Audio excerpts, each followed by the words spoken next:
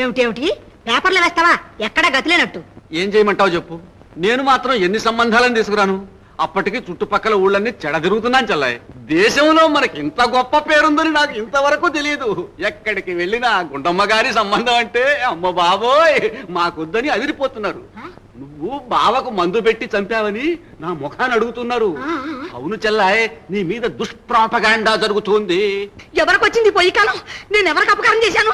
ఎవరో ఎందుకు, ఇంట్లో వాళ్లే. నీ మారు కూతురు లక్ష్మి లేదు, ఇరుగు పొరుగు వాళ్ళతో వాగుతూ ఉంది. వాళ్ళు ఊరుకుంటారా? ఊరంతా ఏకి పెట్టారు. నిజమేనండి అయ్యా, ఇది నాకు పెద్ద బెడదైపోయింది. ఇది ఇంట్లో ఉన్నంత కాలం నా కూతురు పెళ్లి కాదు. వచ్చిన వాళ్ళంతా దీన్ని చూసి నా కూతురు వద్దంటున్నారు. దీనికి దారిన పోయేవాడిని ఎవరైనా చూడండి అయ్యా, ముడెట్టేద్దాం. అదెంత పని లేదు, చేసేద్దాం. ముందు సరోజ సంగతి తెలుసు. ఆడదానివి నువ్వు మాత్రం ఎక్కడ తిరుగుతావు? నా మాట విని మా అబ్బాయికి ఇచ్చి పెళ్లి చేసేయ్. ఇదిగో అన్నయ్య, నీకు ఎన్నిసార్లు చెప్పాను? మళ్ళీ నీ కొడుకు ప్రస్తావన నా దగ్గర